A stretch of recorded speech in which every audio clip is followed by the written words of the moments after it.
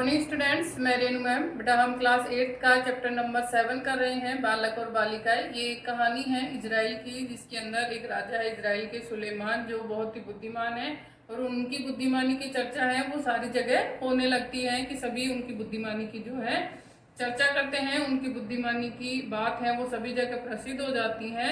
लेकिन उन्हीं के पड़ोसी राज्य की सीबा की महारानी है, वो इस बात से उनसे ईर्ष्या करने लगती है। वो उनकी परीक्षा लेने के लिए वो एक प्रीति भोज का आयोजन करती है। यहाँ तक हमने पढ़ा था, उसके आगे इस चैप्टर को पढ़ते हैं। यहाँ तक पढ़ा था कि बेटा कि किस प्रकार से वो जो 4 बच्चे हैं उनको उनके सामने खड़े कर दिए जाते हैं कि इनको बिना बातचीत के आपको बताना है कि इनमें से कौन 2 लड़के हैं और कौन 2 लड़कियां।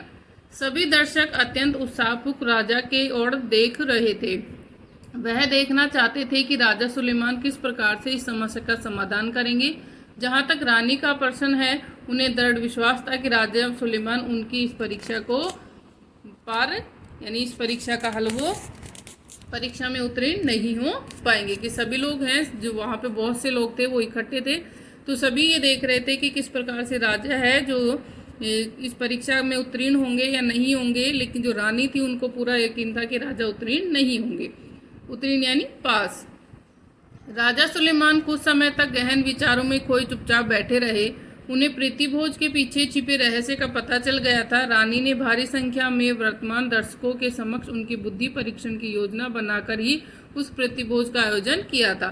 तो राजा जो है वो गहन विचारों में वो खोए हुए थे और वो समझ गए थे कि उन्होंने ये उनकी बुद्धि की परीक्षा की जांच के लिए ये सारा आयोजन किया है।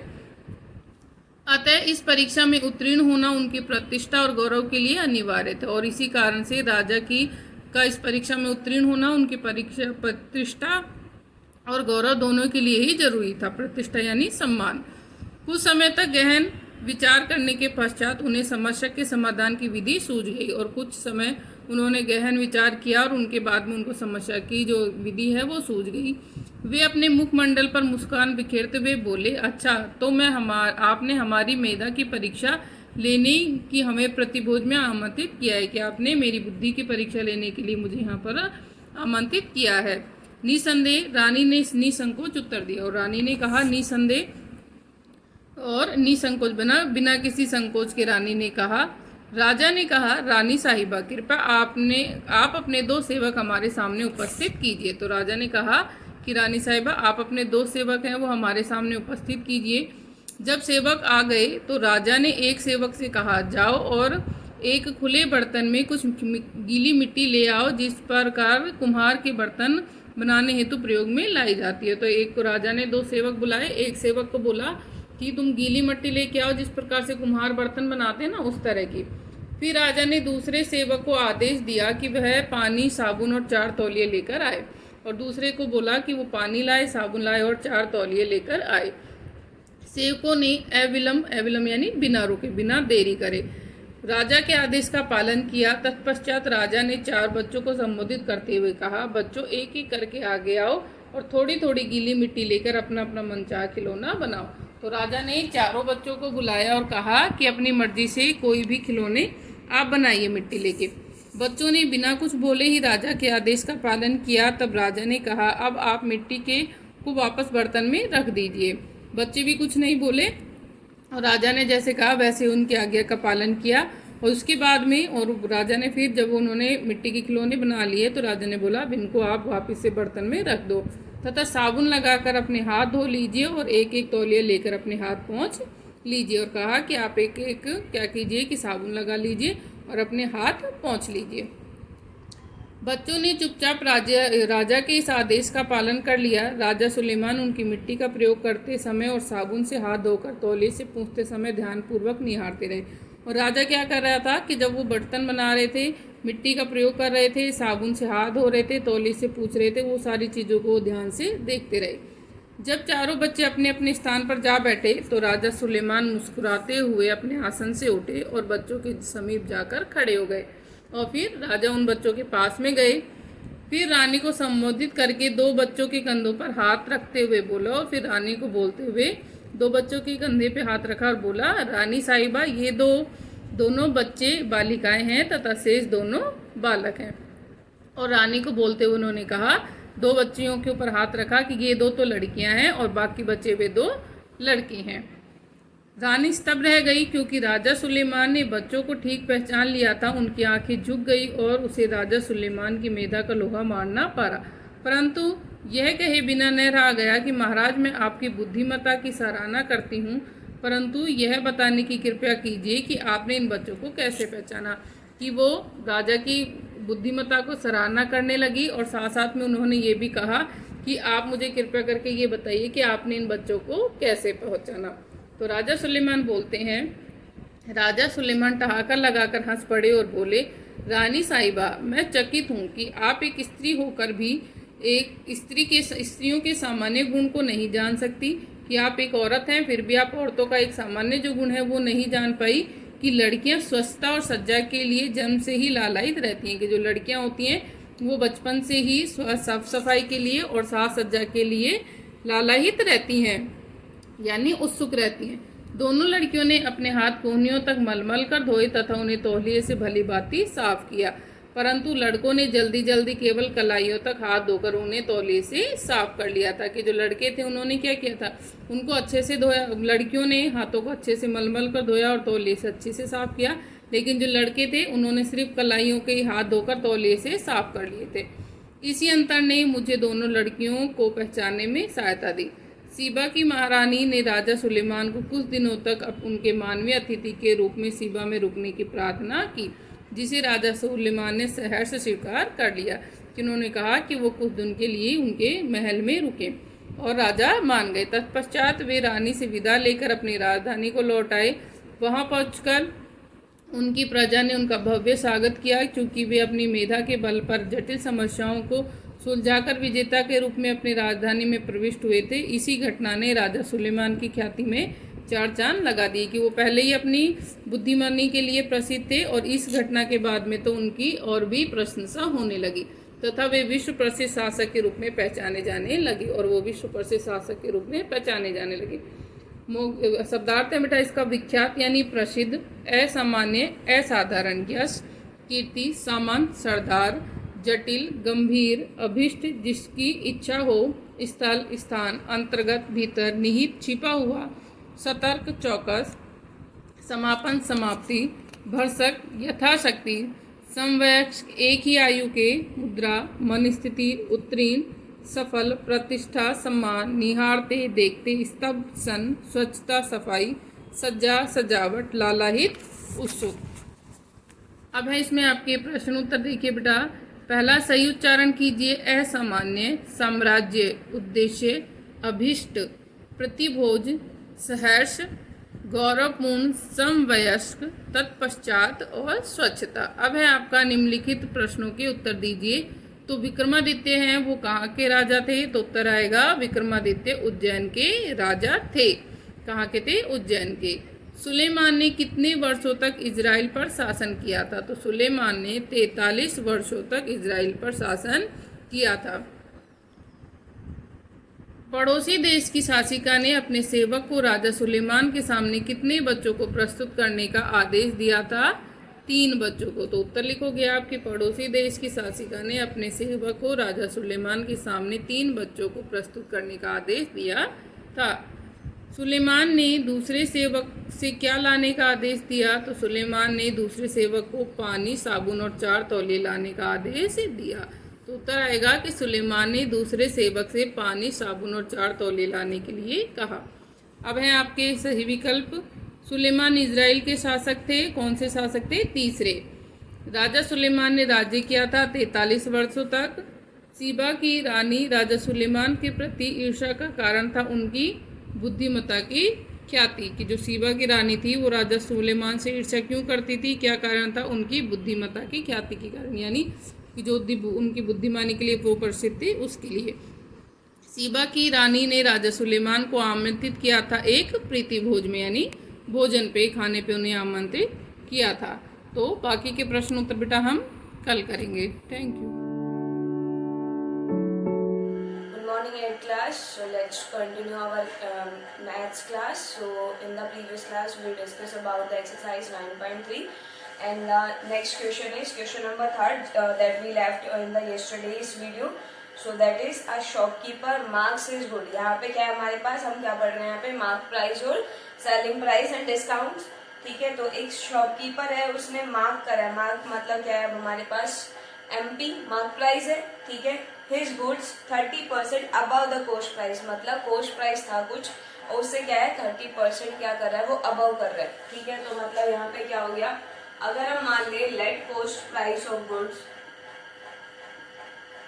यहाँ x कंसिडर नहीं करके चलेंगे क्योंकि हमें आगे जो है कोस्ट प्राइस नहीं निकालना है, तो हमें कोस्ट प्राइस की कोई जरूरत नहीं पड़ेगी। तो हमने क्या कर दिया, यहाँ पे 100 रुपीज मान लिया उसको, तो मार्क प्राइस क्या हो जाएगा उसका, mark price of goods will be equals to 30% double है तो कितना हो जाएगा 130, क्योंकि अगर हम 100 का 30% निकालेंगे वो 30 आएगा और उसको हमें किस में ऐड करना है, इसमें ऐड करेंगे तो कितना हो जाएगा 130 रुपीज क्या हो जाएगा मार्क प्राइस। देखो कोस्ट प्राइस क्या है, उन्होंने क्या करा है, उसको इतने रुपए में खरीदा था। ठीक है, एक तरीके से यही होता है कि एक उसने इतने में खरीदा था और उसने अपने जब टैग लगाया तब क्या कर दिया 130 रुपीज, मतलब कि मार्क प्राइस उसने क्या बना दिया 130। अब उसने क्या करा है and gives a discount of 10%, और डिस्काउंट परसेंटेज जो गिवन है वो कितना दिया है उसने 10%। ठीक है, अब उसको ऑब्वियसली क्या हुआ होगा, उसको गेन हुआ होगा। ठीक है, लॉस तो नहीं हुआ क्योंकि उसने क्या करा है 30% अबव वो करा है। 30% अबव मतलब कोई कोस्ट प्राइस उसने कुछ वैल्यू कम रुपए में खरीदी थी, उस पे मार्क प्राइस मतलब टैग लगा दिया 30% बढ़ा के और सिर्फ 10% का डिस्काउंट दे रहा है। ठीक है, तो अब देखना क्या है कि यहाँ पे उसको गेन कितना हुआ है। ठीक है, गेन परसेंटेज निकालना है, तो गेन परसेंटेज के लिए क्या चाहिए होता है, हमारे पास CP तो है लेकिन गेन भी तो पता होना चाहिए ना, प्रॉफिट कितना हुआ है, तो उसके लिए क्या निकालेंगे SP, और SP किससे निकलता है, फॉर्मूला याद है क्या होता है हमारे पास, 1 minus discount percentage upon 100 multiply with mark price. ठीक है, ये फॉर्मूलाज थे हमारे पास इस चैप्टर में। तो क्या हो जाएगा यहाँ पे 1 माइनस तो 100 minus discount percentage 10 upon 100 multiply with mark price कितना है 130 रुपीज। ठीक है, अब क्या हो जाएगा यहाँ से 90 अपॉन 100 मल्टीप्लाई विद 130, सो 1070 कितना आ जाएगा 13 170। ठीक है, तो ये क्या आ गया अब हमारे पास सेलिंग प्राइस। सेलिंग प्राइस आ गया हमारे पास 170, मतलब कि उसने खरीदा इतने में था, मार्क कर दिया इतने प्राइस में और उसके बाद बेच कितने में रहा 117 में। ठीक है, तो कॉस्ट प्राइस ज्यादा है सेलिंग प्राइस तो क्या होगा यहाँ पे गेन होगा, और वो गेन कितने रुपीज का हुआ है 117 माइनस 100 कितना हो गया 17। परसेंटेज निकालिए गेन परसेंटेज, तो क्या हो जाएगा गेन अपॉन में CP जो कि हमारे पास ये, और मल्टीप्लाई 100, 20 से 20 कैंसिल आउट, कितना आ गया 17% का क्या हुआ है उसको गेन परसेंटेज हुआ है। ठीक है, तो यहाँ पे क्या था हमारे पास अबाउ द कोस्ट प्राइस था, तो कोस्ट प्राइस को मान लेंगे और उसके बाद सोल्व कर लेंगे। ठीक है, now next question is, now fifth question is, fourth में ऑलरेडी करा चुकी हूँ, तो फिफ्थ है which is a better option. हमें यहाँ पे बताना है बेटर ऑप्शन कौन सा है। एक सिंगल डिस्काउंट है 40% का और 2 सक्सेसिव डिस्काउंट है 20% और 20% ऑन एन आर्टिकल। ठीक है, तो अब एक तो सिंगल परसेंट हमें दिख रहा है 40%, तो अब सक्सेसिव वाले के लिए क्या होता है, फिफ्थ क्वेश्चन जो है सक्सेसिव डिस्काउंट अगर हमें निकालना होता है कलेक्टिवली उनका, तो फॉर्मूला होता है हमारे पास x प्लस वाई। यहाँ पे x और y क्या है, 2 डिस्काउंट है, अगर आगे भी कंटिन्यू होता तो उसको भी ऐड कर देते, फिर माइनस लगाते हैं, दोनों का मल्टीप्लीकेशन और उसके नीचे 100। ठीक है, 3 होते तो क्या करते थे x plus Y plus Z minus x into Y into Z upon में 1000। ठीक है, ऐसे करके हम बढ़ते जाते, तो यहाँ क्या हो जाएगा, वहां पे भी 100 होता है सॉरी, तो यहाँ कितना हो गया 20। दूसरा डिस्काउंट भी कितना है सक्सेसिव डिस्काउंट 20, जो एक अकेला है ना उसको हमें नहीं करना। सक्सेसिव डिस्काउंट से हम क्या निकालेंगे, एक डिस्काउंट निकालेंगे, फिर बताएंगे कि उसमें से कौन सा बेटर है। ठीक है, नाउ 20 इंटू 20 अपॉन में 100, 1070 कितना आ गया 40 minus 4 that will be equal to 36%। ठीक है, अब ये 36% है और पहले वाला जो डिस्काउंट था वो कौन सा था हमारे पास 40%। अब 40% डिस्काउंट वाले ज्यादा बेटर है कि 36? ऑब्वियसली 40% वाला। कोई भी अगर कुछ सामान खरीदते हैं तो हम क्या करेंगे, डिस्काउंट ज्यादा ही तो देखेंगे ना उस पे। ठीक है, तो 40% discount option is much better.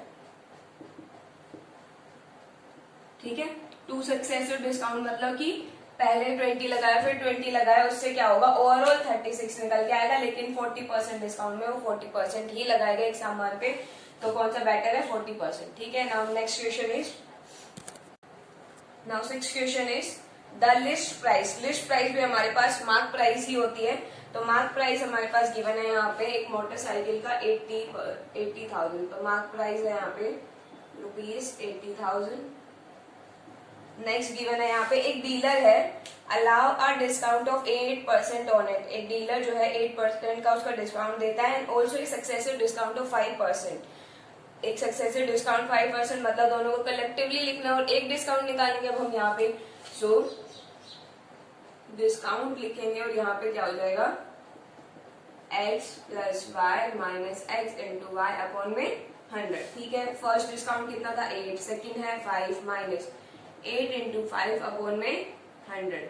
ठीक है, क्योंकि सक्सेसिव डिस्काउंट की बात हुई तो दोनों को हम क्या निकालेंगे, एक कलेक्टिवली उनसे एक डिस्काउंट निकालेंगे ताकि हम फॉर्मूला में पुट कर सके ना। 5 1 5 5 2 0, 4 2 जा 4 5 जा, कितना आ गया अब हमारे पास 13 माइनस 2 अपॉन 5।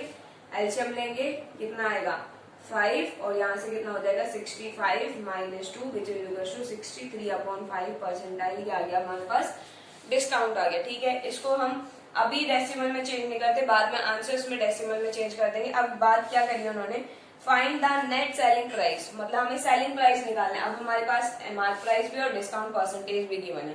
ठीक है, तो मार्क प्राइस सेलिंग प्राइस निकाल सकते हैं। क्या होता है formula, 1 minus discount percentage upon 100 और मल्टीप्लाई विद मार्क प्राइस। ठीक है, यहाँ पे पुट करेंगे 1 माइनस डिस्काउंट परसेंटेज कितना है 63 अपॉन 5 और अपॉन में 100 मल्टीप्लाई विद 80,000। ठीक है, अब इसको कलेक्टिवली वो करना है 1 माइनस ये कितना हो जाएगा 500, यहाँ पे मैं इसको चेंज करके लिख सकती हूँ 500, तो यहाँ से एलसीएम कितना आ जाएगा 500, तो यहाँ से एलसीएम आया 500, इसके नीचे कुछ नहीं है 1 हो गया, तो 1 को डिवाइड करेंगे यहाँ कितना आ जाएगा 500 माइनस 63 मल्टीप्लाई विद 80,000। ठीक है, 2 0 से 2 0 कैंसिल आउट, 5 1 जा 5 को अगर हम यहाँ करेंगे 5 1 और 6 0, तो यहाँ कितना हो गया 437 मल्टीप्लाई विद 60। 437 को अगर हम मल्टीप्लाई करेंगे 16 से कितना आंसर आ जाएगा 2 4 18 12 2 6 4 26 7 3 एंड 4 कितना आ गया हमारे पास 996, तो ये आंसर आ गया 69920 रुपीज। ये क्या आ गया सेलिंग प्राइस और ये हमें निकालना था। ठीक है, सिंपली क्या गिवन था मार्क प्राइस, लिस्ट प्राइस को मार्क प्राइस बोलते हैं, डिस्काउंट सक्सेसिव था तो हमें एक कलेक्टिवली डिस्काउंट निकालना है और उसके बाद सिंपली क्या कर रहे हैं यहाँ पे फॉर्मूला पुट कर रहे हैं। ठीक है, now next question is, now 7th question is a shopkeeper bought में जब भी हमारे पास कुछ खरीदता है तो उसका क्या होता है वो कॉस्ट प्राइस होता है हमेशा। ठीक है, याद रखना। आ डिजाइनर सूट फॉर ₹16,000, मतलब कि उसकी कॉस्ट प्राइस क्या है हमारे पास ₹16,000। ठीक है, नाउ आगे क्या गिवन है, after allowing a discount of 20% on the mark price. अब उसने क्या करा है मार्क प्राइस पे 20% का डिस्काउंट हो करा है, एंड स्टिल ही अर्न्स 30%, मतलब कि अगर 20% डिस्काउंट भी कर दिया है तब भी उसको क्या है 30% का प्रॉफिट हुआ है, लॉस नहीं हुआ है यहाँ पे। ठीक है, स्टिल ही अर्न्स 30%। तो मार्क प्राइस निकालना है यहाँ पे हमें डिजाइनर सूट का, तो क्या कर लेते हैं आप देखो कॉस्ट प्राइस है और हमें पता है मार्क प्राइस वाले फॉर्मूलाज में क्या होता है सेलिंग प्राइस और मार्क प्राइस या डिस्काउंट होता है। ठीक है, यहाँ पे दो और चीजें अलग से गिवन है, तो यहाँ पे अब हम क्या ढूंढेंगे, देखो कॉस्ट प्राइस सेलिंग प्राइस जो हमने इससे पिछले वाले चैप्टर्स में पढ़ा था। यहाँ पे क्या अब हमारे पास मार्क प्राइस और सेलिंग प्राइस दोनों, उसमें कॉमन क्या है, इन दोनों को कॉमन करके इन दोनों के फॉर्मूला से हम वो कर सकते हैं इनमें। ठीक है, रिलेशन कैसे बनाएंगे इन दोनों में, कॉस्ट प्राइस और मार्क प्राइस में सेलिंग प्राइस से। ठीक है, क्योंकि यहाँ पे दोनों में क्या है कॉमन क्या है सेलिंग प्राइस, तो हम क्या कर लेते हैं यहाँ सेलिंग प्राइस निकालेंगे दोनों के लिए। तो फर्स्ट ऑफ ऑल हम मान लेते हैं जो निकालना है हमने वो मान लेते हैं लेट एम मैक्स जो हमारे पास है ये x रुपीज मान लेते हैं। ठीक है, अब क्या कर रहा है कॉस्ट प्राइस में कितना प्रॉफिट गिवन है उसमें, first of all mark price में हमारे पास डिस्काउंट परसेंटेज कितना है 20% का डिस्काउंट दिया है उसने। ठीक है, तो यहाँ से सेलिंग प्राइस क्या निकालेंगे हम 100 माइनस डिस्काउंट जो कि 1 माइनस करके होता है उसको हमने क्या कर लिया सीधा सीधा एलसीएम ले लिया। ठीक है, discount percentage multiply with MP, यही होता है फॉर्मूला। तो कितना हो जाएगा 100 माइनस डिस्काउंट कितना हो गया 80 अपॉन 100 और ये कितना है x। 10 से 10 cancel out, simply 8/10 of x आ गया। ठीक है, अब कॉस्ट प्राइस वाले में क्या है हमारे पास, प्रॉफिट परसेंटेज वो कितना गिवन है 30%। ठीक है, अब कॉस्ट प्राइस से भी हम क्या निकालेंगे, सेलिंग प्राइस। क्या फॉर्मूला होता था सेलिंग प्राइस का, 100 minus 100 plus profit percentage upon में क्या होता है कॉस्ट प्राइस, एक सेकेंड, अपॉन में 100 मल्टीप्लाई कॉस्ट प्राइस। ठीक है, फॉर्मूला याद है ना, क्या होता है एसपी का, 100 प्लस प्रॉफिट परसेंटेज अपॉन में 100 और मल्टीप्लाई विद सीपी, ये फॉर्मूला था हमारे पास। ठीक है, तो क्या हो जाएगा, यहाँ से 20 से 20 कैंसिल आउट और 13 और 16 की मल्टीप्लाई करेंगे कितना हो जाएगा, 16 3 जा 48, 16 1 जा 16 22, तो 228 और कितने जीरो, 2 जीरोस। ठीक है, तो ये क्या आ गया अब हमारे पास सेलिंग प्राइस। अब देखो सेलिंग प्राइस एक ये है और एक सेलिंग प्राइस यहाँ पे ये थी। मैंने अभी बोला था क्या होगा, सेलिंग प्राइस हमें क्या लेना है, यहाँ पे कॉमन लेना है, तो दोनों से हम क्या करेंगे, यहाँ मार्क प्राइस से एक सेलिंग प्राइस निकला, कॉस्ट प्राइस से एक सेलिंग प्राइस निकला, लेकिन खरीदा तो सामान एक ही है ना, वही सेम ही तो है, तो दोनों का सेलिंग प्राइस क्या होगा, इक्वल ही होगा एक तरीके से। सो 8/10 ऑफ x किसके इक्वल हो जाएगा, 228 एंड 00 के इक्वल। ठीक है, यहाँ सिंपली हमें x निकालना है, तो 228 00 मल्टीप्लाई 10 और अपॉन में 8 से कैंसिल आउट हो सकता है, 8 2 जा 16, 6 और 8, एक सेकेंड, तो यहाँ से अब हम 8 से कैंसिल आउट करते हैं, 8 2 जा 16, 6 0 8 8 जा 64, 4 0 8 5 और 0, तो कितना आ गया 285 और 2 जीरोस। तो ये क्या आ गया अब हमारे पास मार्क प्राइस, जिसको हमने एक्स माना था, ये मार्क प्राइस कितना आ गया इतना। ठीक है, देखो यहाँ पे क्या था हमारे पास, कॉस्ट प्राइस और प्रॉफिट परसेंट भी गिवन था, जो कि हमने सिर्फ यहाँ इस चैप्टर में क्या पढ़ रहे हैं, मार्क प्राइस और डिस्काउंट और सेलिंग प्राइस। ठीक है, तो कॉस्ट प्राइस और मार्क प्राइस दोनों में एक कॉमन फैक्टर होता है, वो क्या होता है, सेलिंग प्राइस। तो पहले कॉस्ट प्राइस से हमने क्या निकाला, सेलिंग प्राइस, मार्क प्राइस से भी हमने क्या निकाला, सेलिंग प्राइस, और उसके बाद दोनों को इक्वल पुट कर दिया। ठीक है, इससे नेक्स्ट क्वेश्चन भी ऐसे ही है, सेम लाइक, तो इसको ट्राई करना। ठीक है students, so that is all for today. A very pleasant morning to all my dear student of class 7. This is Vinita ma'am, your science teacher, again welcoming you to all to our YouTube channel of online classes. Student, as you know that we are continuing our S1 syllabus. Through this video, I'll tell you about the content of the chapter 5, and you know that by providing this video, we are aiming at the completing our S7 syllabus. That include the total about 9 chapters. Already 8 we have finished. This is our last chapter, so we are going to continue this in this video. Student, you know that we have completed our content up to the neutralization and salt formation, and we are going to continue that. What is the salt? देखिए salt क्या होता है, मैंने already आपको बताया, when the acid and bases get react with each other, they form the salt. Till now we know that during a neutralization reaction an acid react with base, during this reaction salt form. हमने अभी तक ये पढ़ा है कि neutralisation reaction में एक ऐसा प्रोसेस है जिसमें कि एसिड बेस के साथ रिएक्ट होता है and it form the neutralisation process and result होता है उसका salt and water. For example NaOH that is sodium hydroxide base है, HCl हमारा हाइड्रोक्लोरिक एसिड है, it get combine and form the NaCl that is sodium chloride जो हमारा salt and plus में H2O water remain करता है। Acidic salt are formed when a strong base react with a weak base.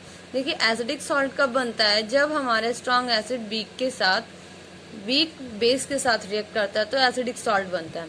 Basic salt कब बनता है, when it form a strong base with weak acid, means acidic में acid strong होगा and basic salt में base strong होगा। When a strong acid react with a strong base neutral salt are form. तो क्या होता है, देखिए जब स्ट्रॉन्ग एसिड स्ट्रॉन्ग बेस के साथ रिएक्ट होता है देन हमारा न्यूट्रल सॉल्ट फॉर्म होता है, बिकॉज एसिड भी स्ट्रॉन्ग है बेस भी स्ट्रॉन्ग है, तो दोनों ही स्ट्रॉन्ग ऑब्जेक्ट गेट कनेक्टेड हो जाते हैं तो न्यूट्रल फॉर्म कर देते हैं, और एसिड और बेस के साथ रिएक्ट होता है तो सॉल्ट फॉर्म करता है। Now here some are the properties of the salt. Most salt dissolve in water, अधिकांश जो सॉल्ट होते हैं वो वाटर में डिजोल्व हो जाते हैं, and are solid at room temperature, solid होते हैं रूम टेम्परेचर पे। They have high melting and boiling point, इनका जो मेल्टिंग एंड बॉइलिंग पॉइंट होता है student this is also high. Salt are made up of an equal number of ions that is positive ions and cations that is negative ions. जो हमारा salt है वो कब बनता है, जब उसमें equal number of anions and cations होते हैं, means positive and negative ions जब इक्वल अमाउंट में होते हैं तो हमारा सॉल्ट फॉर्म होता है। They are hard and brittle, कैसा होता है ये, हार्ड भी होता है, ब्रिटल चमकीला सा होता है। Salts solution in water are good conductor of electricity, and जो सॉल्ट सोल्यूशन होते हैं वाटर के वो भी गुड कंडक्टर ऑफ इलेक्ट्रिसिटी होते हैं। Now the uses of salts are, first one is salt are of great importance to us, आपको पता है कि सॉल्ट हमारे लिए बहुत इंपॉर्टेंट होता है। Our body require certain salt, हमारी जो बॉडी है वो कुछ अमाउंट का सॉल्ट रिक्वायर करती है। Even most of the medicine are made up of salt, आपको जानकर हैरानी होगी कि जो हमारी मेडिसिन हैं वो भी सॉल्ट से बनी हुई होती है, मतलब अधिकांश, I am talking about the minimum और मैक्सिमम, ऐसा नहीं कि सारी ही बनी होती है, but some of most of the medicine. Plants too need various salt for proper growth, और हमें पता है कि जो हमारा प्लांट है उसको भी वेरियस अमाउंट ऑफ सॉल्ट की रिक्वायरमेंट होती है जो कि फील्ड में स्प्रे किया जाता है। Various fertilisers provide this salt to the plant, जो हमारे फर्टिलाइजर्स होते हैं वो कंटेन करते हैं सॉल्ट को एंड वो ही प्रोवाइड करते हैं प्लांट को salt. The uses of various salt are listed on the next page, जो हमारा सॉल्ट के जो यूजेस हैं वो नेक्स्ट पेज पे मेंशन किए गए हैं। So let's discuss it. First one is student sodium chloride. देखिए sodium chloride essential for life process, हमारे लाइफ प्रोसेस के लिए इसेंशियल होता है। Used in preparing and preserving food, food को बनाने और प्रिजर्व करके रखने के लिए ही भी यूज होता है। सोडियम बाइकार्बोनेट, सोडियम बाइकार्बोनेट का क्या यूज होता है, it is use in manufacturing of glass, glass को बनाने में यूजफुल होता है and it is also use in baking powder में भी डाला जाता है। Ammonium chloride, ammonium chloride is use in dry cell, जो हमारे सेल्स होते हैं उनमें यूज होता है। इन सोल्डरिंग, ये मैन्युफैक्चरिंग स्टील कंपनी इंडस्ट्रीज वगैरह से रिलेटेड वर्ड है। Potassium nitrate, it is use in the manufacturing of fertilisers and explosives. Potassium nitrate जो है, मैंने अभी आपको बताया कि फर्टिलाइजर्स भी सॉल्ट इंक्लूड करते हैं, तो सी है मेंशन है पोटेशियम नाइट्रेट, ये फर्टिलाइजर एंड एक्सप्लोसिव की मैन्युफैक्चरिंग में यूज होता है। सोडियम नाइट्रेट, इट इज, ये भी आपका मैन्युफैक्चरिंग ऑफ फर्टिलाइजर्स में यूज होता है। Okay student, now this is your self check question that you have to write in your fair notebook and try to find out these answers. Okay, now see student, this is your today's work है आपका ये chapter 5th का। Okay, in this you have to write short answers. First one is what is neutralization reaction. Neutralization reaction क्या होता है, examples के साथ बताना है। acid base के साथ react होता है, then it form the salt. Example is 2NaOH, sodium hydroxide react with sulfuric acid, forms sodium sulfate and also remains water. So this was the example of the neutralization reaction. Now question number 2 is what is an acid base indicator? Give an example. Student, you know the acid base indicator, the indicator which identify the acid or base. So the substance that are used in the test acidic or basic nature of a substance are called acid base indicator or indicator. वो substance that is used in the to test checkout करने के लिए, जो कि जो हमारा substance है वो एसिडिक है या बेसिक हो, उनको यूज टेस्ट करने के लिए हम सब इंडिकेटर्स का यूज करते हैं, उन्हें हम एसिड बेस इंडिकेटर भी कह सकते हैं। Examples are litmus, pH paper, turmeric, methyl orange, phenolphthalein etcetera. You have to learn one or two from that. The next question number 3 is write the chemical formula for the hydrochloric acid and sulfuric acid. For hydrochloric acid your formula is HCl and for sulfuric acid your chemical formula is H2SO4. Move to the question. Question number 4 is all alkalis are bases but all bases are not alkalis. Comment करना है. So student, you know that bases either are be dissolved soluble or insoluble in water, या तो ये soluble होते हैं या फिर insoluble in water होते हैं. And as we know that the bases which are soluble in water are called alkalis. हमें पता है कि जो bases soluble होते हैं that we call the alkalis. So all alkalis can be base. तो all alkalis base हो सकते हैं but all bases are not alkalis. Okay, because सारे bases जो हैं वो dissolve नहीं होते हैं. So now move to the question number 5. Give 2 points of difference between acid and base. Acid and base में you have to give the differentiation. The first one is acid, the substance which are sour in taste and corrosive in nature. वो substance जो taste में sour होते हैं, खट्टे होते हैं, and if अगर उनका नेचर की बात करें तो वो corrosive होते हैं. अगर किसी भी ऑब्जेक्ट के ऊपर लग जाते हैं तो वहाँ पर जंग वगैरह लगना शुरू हो जाता है. So that is the acid. Next is the substance that are bitter in taste and soapy to touch are called bases. वो सब्सटेंस जो टेस्ट में तो बिटर होते हैं, कड़वे होते हैं टेस्ट करने में, एंड फील अगर जब उनको टच करते हैं तो सॉपी, जैसे आपका साबुन होता है आप उसको टच करते हो तो स्लिपरी सा फिसलता है।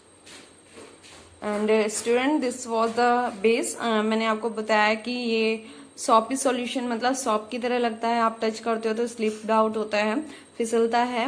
लाइक पाउडर भी आपने देखा होगा, जो टैल्कम पाउडर हम यूज करते हैं स्टूडेंट, वो भी बेस की तरह, मतलब बेस नहीं होता, बट मैं आई एम टेलिंग दैट इस तरीके से उसको टच करने पे उस तरीके से स्लिप्ड आउट होता है। ओके, सो आपका ये बेस का कंटेंट था। Now the next is about acid. They turn blue litmus to red. जो एसिड्स होते हैं स्टूडेंट वो ब्लू लिटमस पेपर को रेड में कन्वर्ट कर देते हैं। इनकी क्वालिटी होती है, कैरेक्टरिस्टिक्स है। Next is about the base. They turn red litmus to blue. And जो आपका बेस होता है वो रेड लिटमस को ब्लू में कन्वर्ट कर देता है।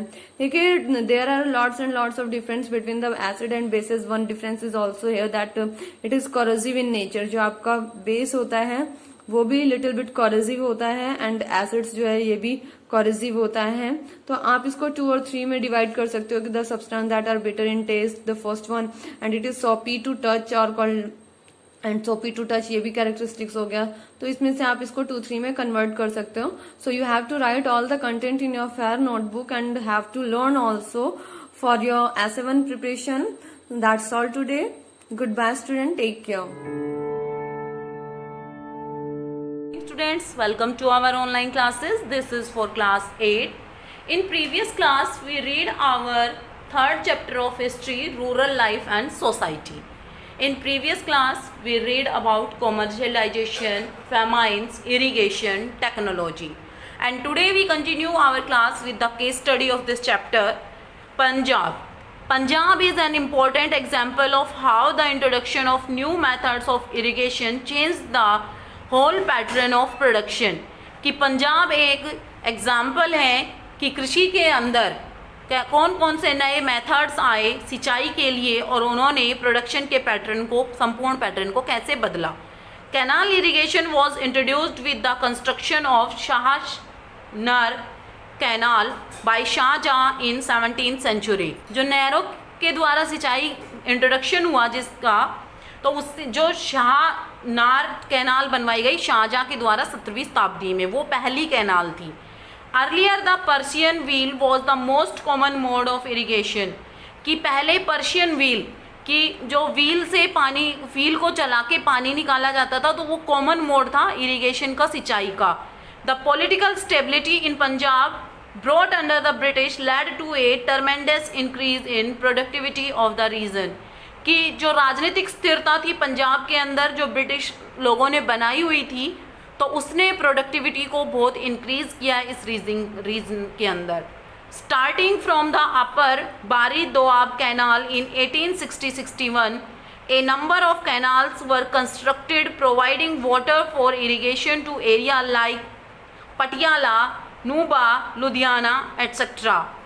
कि स्टार्टिंग में जो ऊपर बारी दोआब कैनाल बनी 1860 से 61 में, तो उसके बाद एक नंबर ऑफ कैनाल्स कंस्ट्रक्टेड हुई इरिगेशन के लिए पटियाला में, नोबा में और लुधियाना में।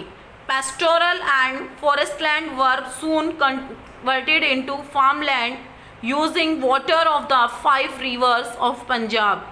कि जो पेस्टोरल और फॉरेस्ट लैंड थी, मतलब जो खाली पड़ी ज़मीन थी और जो फॉरेस्ट की लैंड थी, उसको कन्वर्ट कर दिया गया कृषि योग्य भूमि में इन 5 रिवर्स का पानी लेके, जो पंजाब की 5 रिवर्स हैं उनका पानी लेके। An extensive canal system was thus laid down here and in fact Punjab has the largest canal irrigation system in the world. कि जो कैनाल सिस्टम यहाँ पे स्थापित हुआ उससे क्या हुआ कि Punjab largest canal irrigation system हो गया वर्ल्ड के अंदर। Crops like wheat, cotton, oil seeds are still produced here. कि क्रॉप के अंदर जैसे गेहूं है, कॉटन है, ऑयल सीड्स हैं, ये प्रोड्यूस होने लगे। ऑयल सीड्स का मतलब है तेल के बीज नहीं, जिन बीजों से तेल निकलता है, जैसे सरसों है, सोयाबीन है, However, decrease in forest cover, increase in salinity of canal water, etc. were some of the ill effects of this development. कि decrease in forest cover, कि forest के कमी और increase in salinity of canal water, कि canal water का जो salinity खारा पानी था, ये कुछ इफ़ेक्ट थे, बुरे प्रभाव थे इसकी डेवलपमेंट में. Now our next point is peasant uprising, कि पीजेंट्स किसानों का ऊपर उठना. The effects of many land revenue system that the company introduced improvised the Indian peasant leading to discontent, कि बहुत सारे जो लैंड रेवेन्यू सिस्टम थे कंपनी ने जो बनाए हुए थे उससे भारतीय किसान बहुत ही ज़्यादा प्रभावित हो रहे थे. This discontent produced a number of peasant revolt and uprising, कि इस जो ये विद्रोह जो दबाव था उसने भारत के अंदर बहुत सारी किसानी क्रांतियों को पैदा किया और विद्रोहों को पैदा किया. Zamindars rich money lenders were the usual target of this uprising as they were the main exploiters, कि जो मनी लैंडर्स थे या जमींदार थे वो इनका मुख्य टारगेट होते थे, क्योंकि वो ही इनको सबसे ज़्यादा एक्सप्लॉइट करते थे, वो ही मेन एक्सप्लॉइटर थे. द इंडिगो रिबलियन, नील क्रांति 1859 to 1860, जो 1859-1860 में हुई थी. Indigo is a cash crop, नील की खेती एक कैश क्रॉप थी which was used to dye textiles, जो कपड़ों को डाई करने के काम आती थी. It was in great demand during the 19th century in place like Manchester where textile was produced. इसकी बहुत ही ज़्यादा डिमांड थी 19वीं शताब्दी के दौरान मैनचेस्टर में, जहाँ टेक्सटाइल का प्रोडक्शन होता था. India became a major supplier of indigo after it production in the Caribbean decline, कि इंडिया मेजर सप्लायर था इंडिगो का जब इनका प्रोडक्शन का डिक्लाइन हो गया कैरेबिया में. In India Indigo cultivation was carried out under 2 systems, निज एंड रोयती, कि जो इंडिगो कल्टिवेशन होती थी वो यहाँ पे 2 सिस्टम के अंदर होती थी, निज और रोयती में.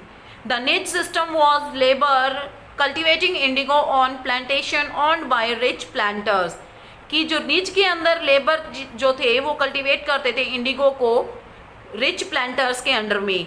In the royalty system, the cultivators were forced to take loans from the planter in return for growing indigo on their land, कि रॉयती के अंदर कल्टिवेटर्स को लोन लेना पड़ता था उन प्लांटर्स से जो उनकी लैंड के ऊपर इंडिगो उगाते थे.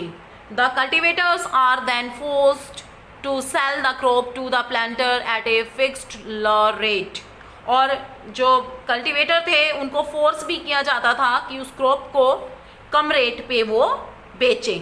The ryoti was the more common system and it was extremely exploitative as the peasants were, कि रोयती जो था वो बहुत ही कॉमन सिस्टम था और ये ज़्यादा शोषण करता था किसानों का.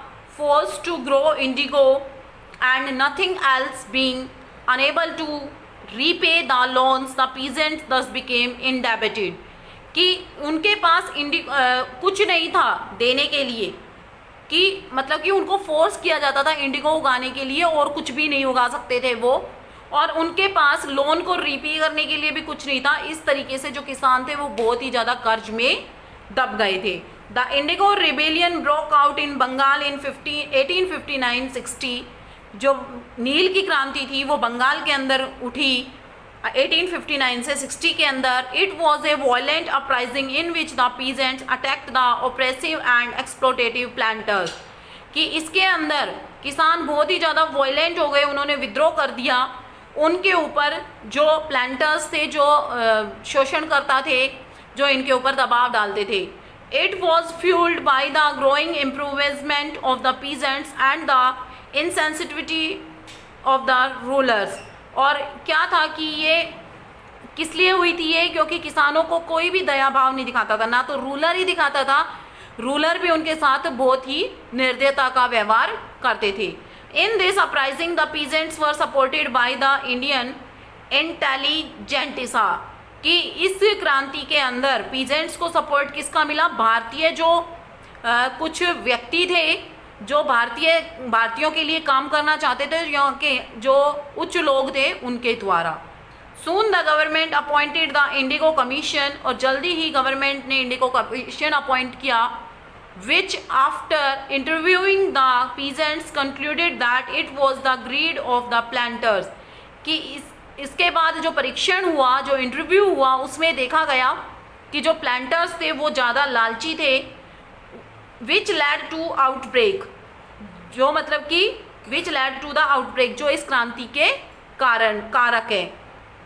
Furthermore, it was stated that the peasants could no longer be forced to cultivate indigo, और इसमें कहा गया कि पीजेंट्स को अब फोर्स नहीं किया जाएगा इंडिगो की कल्टीवेशन के लिए। With the success of the rebellion, indigo cultivation was done away from all the district of Bengal, और इस क्रांति के कारण इंडिगो जो बंगाल के सभी राज्यों से, सभी डिस्ट्रिक्ट से हटा ली गई। Another popular movements against for indigo cultivation took place in Champaran in Bihar, where this practice continued in 20th century. और जो अनदर पॉपुलर मूवमेंट है इसके इंडिगो कल्टीवेशन के खिलाफ, वो चंपारण बिहार में हुआ, जो 20वीं शताब्दी में चला। It was led by Mahatma Gandhi and this brought national attention to the struggle of the indigo farmer. और ये महात्मा गांधी के नेतृत्व में हुआ, जिसने राष्ट्रीय अटेंशन, मतलब कि इस स्ट्रगल ने जो नील की खेती करने वाले किसानों को नेशनल अटेंशन में ला दिया था, मतलब कि राष्ट्र के ध्यान में ला दिया था। So students, today we complete our third chapter of history in reading. In next class we do the exercise and question answer of the chapter. Thank you. Have a nice day. This is for class 8. Students, as you all know, we are doing chapter number 11 based on adverbs and comparisons. Now today we will discuss about the book exercise which is based on the position of adverbs, which is discussed in the previous video. Now let's start with the book exercise which is on the page number 125. Let's start. This is the book exercise which is based on your position of adverbs. Question is, insert the adverbs given in the brackets in the correct places. Adverbs are given in the bracket. You have to just insert this adverbs in the sentences where it is necessary. So first sentence is, I have finished reading an interesting article on orchids in the magazine. So how we are going to put just in the sentence, where we are going to put this just, I have just finished reading an interesting article on orchids in this magazine. Second one is, many people came forward to act as volunteers at the relief camp, and bracket adverb is willingly. So where we are going to put willingly in the sentence, many people came forward willingly to act as volunteers at the relief camp. I was not expecting to get a postcard from Jamal. I was quite, कहाँ पे आएगा quite, was के बाद आएगा quite surprised. We wrote a month ago, but we are still waiting for a reply. Still waiting. You are going to put still here before waiting. I have been rarely out of the country. This is rarely coming before out. When we are young, we went on camping holidays to Manali. We went on camping holidays always to Manali. After holidays we will get always to Manali. Now 3 sentences are left. You have to do it on your own and do this book exercise in your fair notebook. This is your homework, students. And now let's start with the next topic, and that is some adverbs are likely to be confused you in the sentences, and some adverbs are adverbs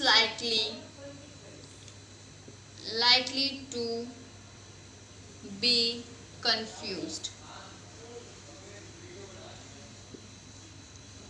Likely to be confused. And some adverbs are hard. First is hard and hardly.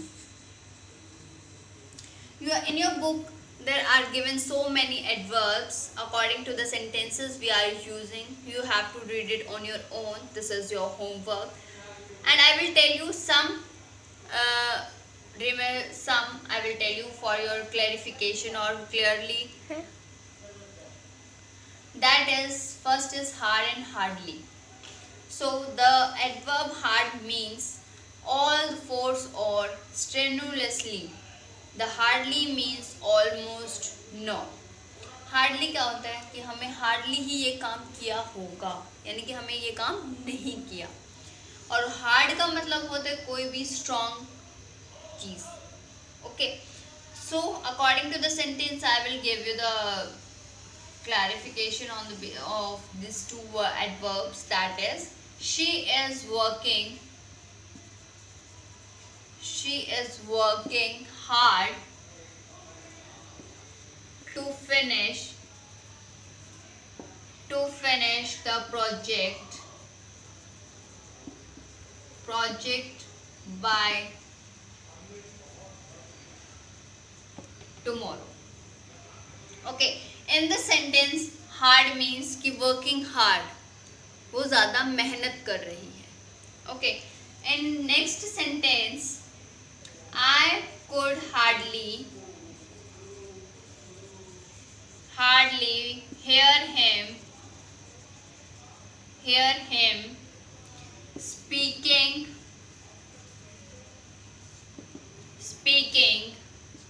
He should have used a microphone. Hardly means कि उसने बिल्कुल भी मतलब I could hardly hear him speaking, कि मैं उसे बहुत मुश्किल से सुन पा रही हूँ. तो मतलब जो hearing power है उसकी बिल्कुल hardly है, बहुत मुश्किल है. So in this sentence we are using hardly like this, means nothing.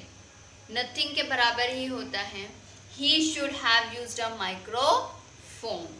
So there are two adverbs. How we are using two adverbs according to the different meanings and in the different two sentences. Like this we are having different adverbs which likely to be confused us.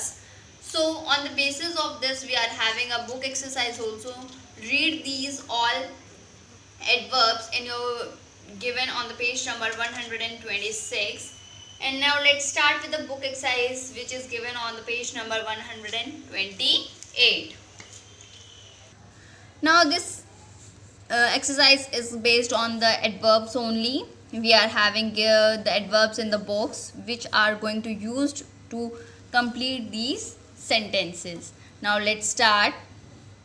Complete these sentences by choosing appropriate adverbs from the box. First sentence is, these coloring pencils are dash good but not as good as the ones I usually buy. So in this sentence में क्या जाएगा? These coloring pencils are quite good.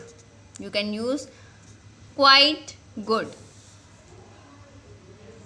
or you can say quite good.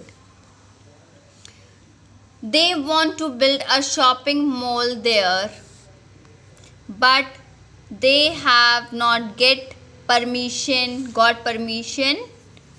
yet. यानी कि अभी तक उन्हें permission नहीं मिली. Before I visited Cramel by the sea. I had never seen such beautiful fairy tale cottages and enchanting beaches. Latika says that she has been feeling tired, hard dash. I think she has working too much. Tired too. I think she has been working too much. So students, this book exercise you have to do it on your own. 4 sentences I have done, and remaining sentences are your leaving for your practice. You have to do it on your own. Thank you everyone. I hope you understand this, and with this book exercise we completed with the chapter. Thank you student. Student, today in GK class of class 8th, I Priyanka ma'am discuss with you chapter number 11. Chapter name is Scientific Inventions and Discoveries. Student यहाँ पे कुछ invention के name given है और जिन्होंने इनकी discovery की थी उन इन्वेंटर का भी नेम गिवन है. So let's start. और first one is smallpox vaccination. Smallpox vaccination को किसने इन्वेंट किया था? और आंसर इज एडवर्ड जेनर. इन्होंने स्मॉल पॉक्स का वैक्सीनेशन डेवलप किया था. स्टूडेंट, जो स्मॉल पॉक्स है वो एक बहुत ही डेंजरस डिजीज है.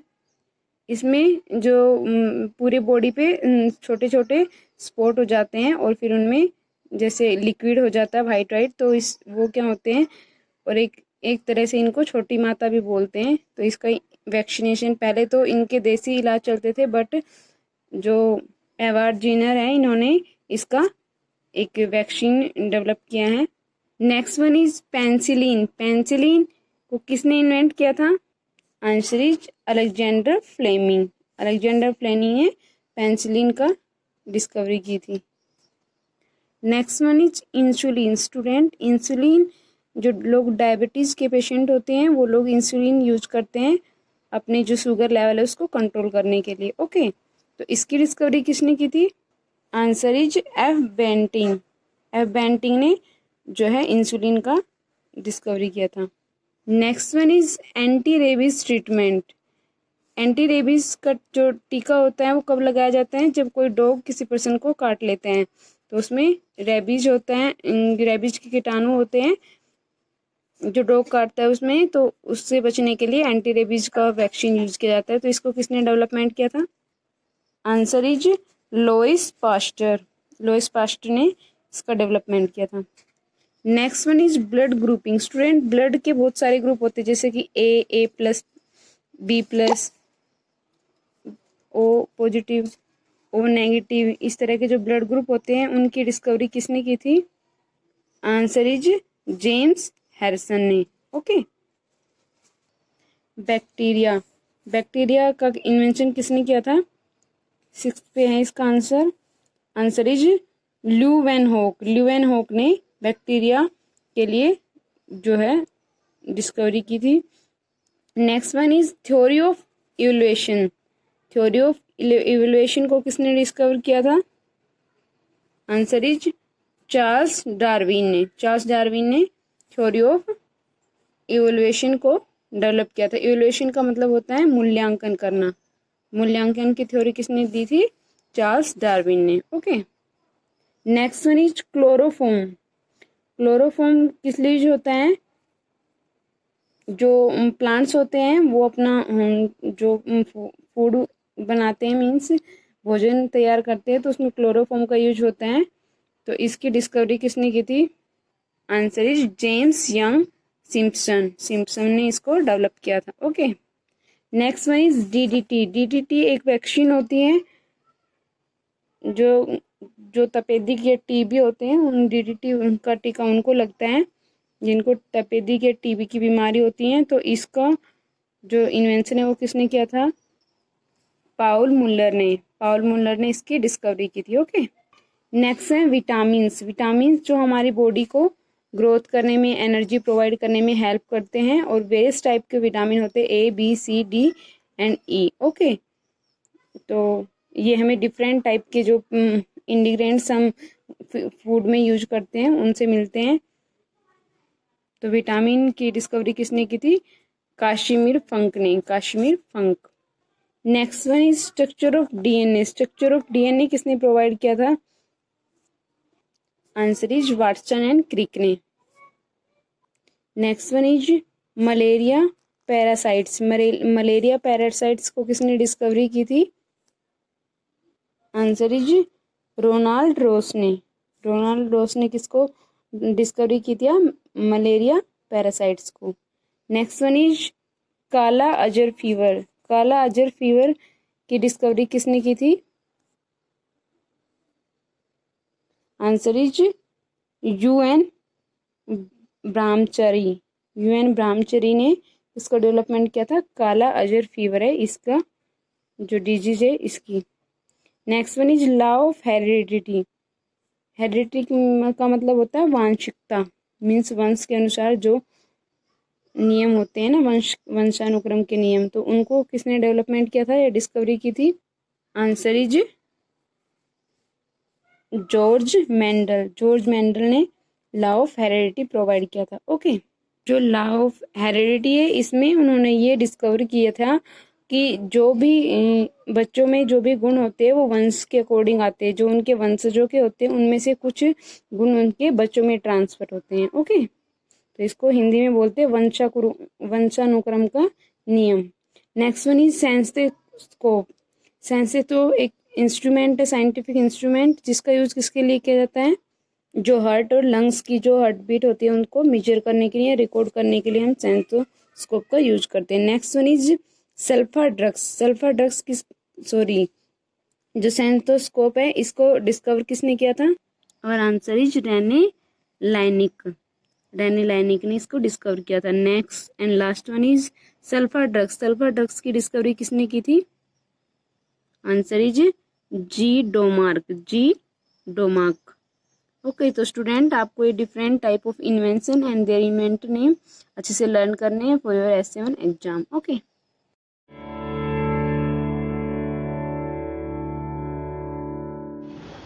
Good morning student, welcome to online classes. This is Saroj from MLP International School Rajpura. Student, in the previous video I just taught you the revision part of the first chapter of each class 6, 7 and 8. Now today I just started just to tell you about the pattern, how you will get the answers in essay 1. So regarding the same I have just given you the MCQs and the meanings also and a part of the question one word. So what you have to do, you have to do the revision, and the second part of the revision I am just going to tell you today. So let us start. Good morning student, welcome to online classes. So student for class 8 chapter number first आपका the clouds है। तो previous video में मैंने आपको इसका पूरा chapter जो है रिवीजन करवा दिया था except question answer. Question answers you have already written in your copy, so you have to just go through that, तो वो आपको लर्न करना है। नाउ टुडे आज की वीडियो में मैंने जो है आपको जो है MCQs टाइप कुछ क्वेश्चंस बताए हैं जो आपको जो है लर्न करने हैं। तो इसी पैटर्न में आपके ऐसे 1 में ये जो है क्वेश्चंस आएंगे। तो फर्स्ट का क्वेश्चन का देखिए, मैंने यहाँ पे कुछ वर्ड मीनिंग दिए हैं आपको और उसमें कुछ ऑप्शंस हैं, 3 ऑप्शंस हैं। तो आपको वर्ड का करेक्ट ऑप्शन चूज करके वो मीनिंग वहाँ पे लिखना है। तो यहाँ पे फर्स्ट का कर स्टार्ट करते हैं हम। पहला देखिए, ये है आइडियली, यानी कि कॉमन, लेजीली या नथिंग। तो आइडियली का मतलब होगा आपका कॉमन भी नहीं है, नथिंग भी नहीं है, तो करेक्ट ऑप्शन इज लेजीली। तो यहाँ पे इसका ऑप्शन आपका आएगा लेजीली, तो ये आपका करेक्ट ऑप्शन आंसर है। नंबर सेकंड देखिए, टू एंड फ्रो। इसका मतलब ऑप्शन पहला है समवेयर, दूसरा है नोवेयर और तीसरा है एमलेसली। यानी कि टू एंड फ्रो का मीनिंग है आपका एमलेसली। तो इन दोनों के बजाय आपका करेक्ट ऑप्शन सी है। तो C is the correct option and you have to tick on the C. Number 3 देखिए, मैरी, यानी कि मैरी का एक ऑप्शन है सैड, दूसरा है काइंड और तीसरा है हैप्पी। तो मैरी का जो है करेक्ट ऑप्शन क्या है आपका मीनिंग हैप्पी, तो happy is the correct option.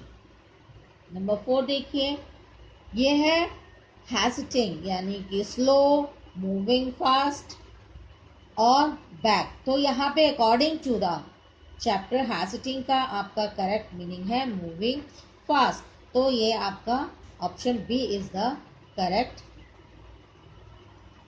अब 5 देखिए, शैडो बार्स, लाइटनिंग है फर्स्ट, आपका सेकंड है डार्कनेस है और थर्ड ऑप्शन है आपका मूनलाइट।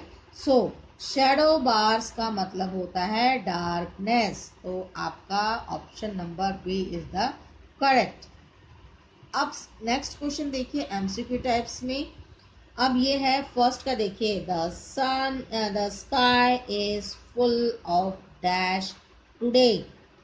तो मून आएगा या स्टार्स आएगा या क्लाउड्स आएगा। तो what you have to do, we have to just find the word according to the chapter. So your correct option is clouds. So second देखिए इसमें, across the dash go. Option heaven है, dream है, river है। तो across the heaven, heaven is the correct option. Across the dream गो भी नहीं आएगा, रिवर गो भी नहीं आएगा, so heaven is the correct option. अब यहाँ पे नंबर 3 देखिए, the blue is clear and dash. तो क्या आएगा, शिप आएगा या डीप आएगा या कीप आएगा। तो यहाँ पे the blue is clear and deep, तो डीप आपका जो है करेक्ट ऑप्शन है। अब यहाँ पे नंबर 4 देखिए, good night and dash sleep, nice, happy, long. तो यहाँ पे according to the chapter good night and happy sleep, so the B option is correct. अब नंबर 5 देखिए, like little flowers dash out, ship, shine, white. ये 3 आपके options हैं, तो इसमें क्या आएगा, like little flower shine out, तो आपका B is the correct option. अब नेक्स्ट क्वेश्चन देखिए, fill in the blanks with correct words. ये ऑप्शन आपके दिए, इनमें से आपको करेक्ट वर्ड लिखना है। Yes, trembling stars compared to dash, ship, little flowers and clouds. तो यहाँ पे क्या आएगा, trembling stars compared to little flowers, so this B is the correct option. अब नंबर 2 देखिए, the wind swept around the dash tops, house, sky, stars। 3 option है, तो इसका करेक्ट आंसर क्या आएगा, the wind swept around the house tops, तो आपका house is the correct option. अब नंबर 3 देखिए, the wind made dash noise, sad, loud, merry. तो यहाँ पे थर्ड का क्या आएगा, the wind made merry noise, so that option. अब 4 देखिए, dash drives the ship to their fold. तो इसका क्या देखिए, विंड है या शिपर्ड्स है या क्लाउड्स है। तो करेक्ट ऑप्शन क्या आएगा, यहाँ पे क्या आना चाहिए, shepherds drive the ship to their fold. जो शिपर्ड्स हैं, जो ये शिप चराते हैं, चराहे हैं जो, वो जो है अपनी शिप्स को अपफोल्ड्स की तरफ ले जाते हैं। So the correct option is shepherds. Now next 5 देखिए, the sheep dash in the fold. तो टुक आएगा या स्टे आएगा या स्लिप आएगा। तो according to the chapter the ship slip in the fold, तो आपका slip is the correct option. So student, आपका ये जो फर्स्ट चैप्टर का एमसीक्यूज के मैंने 15 क्वेश्चंस आपको बताए हैं आज, तो इसी तरह से आपको ये लर्न करना है और ऐसे ही क्वेश्चंस आपके ऐसे 1 में आएंगे। सो स्टूडेंट, फर्स्ट चैप्टर का आपका रिवीजन जो है ये कंप्लीट हो गया है। Now what you have to do, you have to revise it and just do this work in your copy and send to it me, so that I can aware that you have done it rightly. So student, what you have to do, same as usual, you have to like the video, share it and subscribe the channel, and beside don't forget to click on the bell icon. Thank you, take care.